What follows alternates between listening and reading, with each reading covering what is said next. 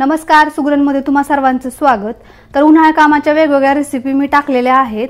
तर आज आपण बटाट्यापासून गोड पापड कसे बनवायचे ते पाहणार आहोत आणि उन्हाळ्या कामाच्या वेगवेगळ्या ज्या रेसिपींची लिंक आहे ती तुम्हाला डिस्क्रिप्शन बॉक्समध्ये मिळेल।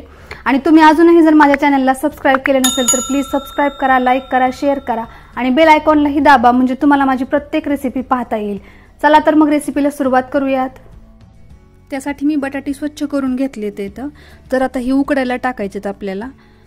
जेवढे आपल्याला बटाटे आवश्यक आहेत त्यानुसार आपण बटाटे घ्यायचे ते तर मोठ्या पातेल्यामध्ये मी ही उकडून घेणार आहे। तर पूर्ण पाणी टाकून झाकून ठेवून उकडून घ्यायचे ते तर बटाटे छान अशी उकडली आहेत। मोठी मोठी बटाटे घेतलेत मी, म्हणजे ती पटकन उकडलेही जातात आणि सोलण्यासाठी सोपं होतं। आणि ही बटाटे आपण खिसून घेतोय त्यामुळे खिसण्यासाठीही सोपं होतं। तर अशा पद्धतीने सर्व बटाटे सोलून घ्यायचे ते एकदम पूर्ण साल काढायचे बटाट्याचं, म्हणजे आपले पापड चांगले होतात। तर अशा पद्धतीने मी पटपट सगळे बटाटे सोलून घेते। तर सर्व बटाटे मी सोलून घेतलेले आहेत। तर ही बटाटे आता आपण खिसणीच्या सहाय्याने खिसून घ्यायचे ते तर मी खिसणीच्या सहाय्याने असं खिसून घेते, कारण ही बटाटे आपण पापडासाठी वापरतोय आणि गाठी वगैरे राहिल्या नाही पाहिजे। तर तुम्ही जर चुरून घेतले तर यामध्ये गाठी वगैरे राहू शकतात, त्यामुळे कधीही पापड करताना बटाटे अशा पद्धतीने खिसून घ्यायचे ते तर खिसणीच्या सहाय्याने अशा पद्धतीने खिसून घ्यायचे, गाठी वगैरे जाऊन द्यायच्या नाहीत। सर्व बटाटे एकदम छान अशी खिसून घ्यायचे ते आणि जो खिस आहे तो वेगळ्या भांड्यामध्ये काढून ठेवायचा आहे। तर पटपट पटपट आपण सर्व बटाटे खिसून घेऊयात। एकदम सहज खिसली जातात छान उकडल्यामुळे। तर बटाटे खिसून झाल्यानंतर मी 1 किलोच्या आसपास एका छोट्या पाटीमध्ये काढून घेतले। यामध्ये आता शाबूस तांदूळ जे मी भाजून बारीक करून चाळून घेतले, तर मी एवढं वापरते 1 किलोसाठी। आणि पिठी साखर ही पण मी बारीक करून चाळून घेतली आहे। आपल्याला जसं गोड जास्त कमी आवडत असेल त्यानुसार टाकायची, तर एकदाच टाकायची नाहीये। अगोदर आता आपण हे सर्व एकत्र करून घेऊयात।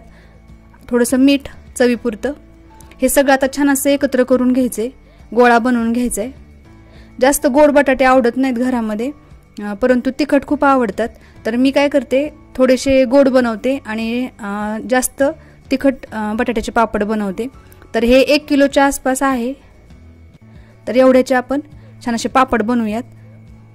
तर सर्व एकत्र करून घेतल्यानंतर थोडंसं मला ढिल्लं वाटते बटाट्याचं पीठ, तर यामध्ये आणखीन थोडंसं शाबूस तांदळाचं पीठ टाकायचे,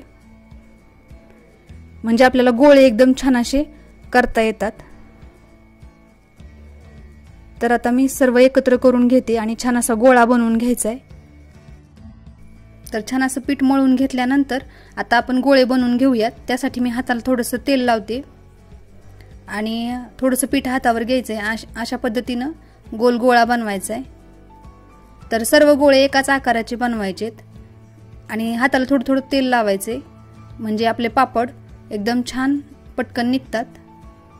तर पटपट आता आपण हे गोळे बनवून घ्यायचे ते एकसारख्या आकाराचे गोळे बनवायचेत।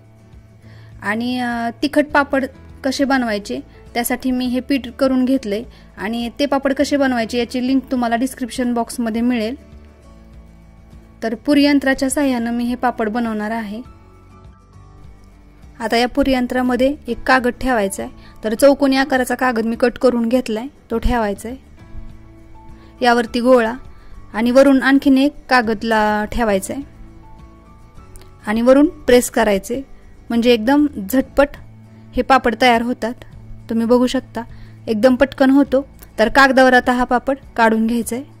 अशा पद्धतीनं एकदम पटपट होतात आणि सावलीला बसून आपण हे पापड बनवू शकतो। याला उन्हात करायची काही गरज नाही। घरामध्ये जर तुम्ही हे पापड बनवले तर एक दिवसभर तुम्ही हे घरामध्ये वाळवू शकता आणि दुसऱ्या दिवशी उन्हाला ठेवू शकता।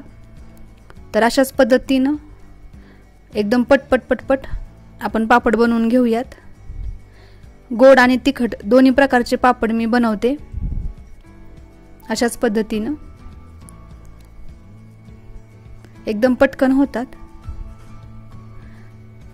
आपण जे गोळ्याला तेल लावलं होतं त्यामुळे ते पटकन निघतात अशा पद्धतीनं। प्रत्येक गोळीला थोडंसं तेल लावायचे, म्हणजे ज्यावेळेस आपण ते खाली टाकतो त्यावेळेस ते कागदापासून एकदम पटकन वेगळे होतात. हाताच्या साहाय्याने थोडंसं फिरवून घ्यायचे आणि नंतर कागद काढून घ्यायचे. फॅनच्या खाली जरी तुम्ही हे वाळवले तर एका दिवसामध्ये छान असे पापड वाळतात.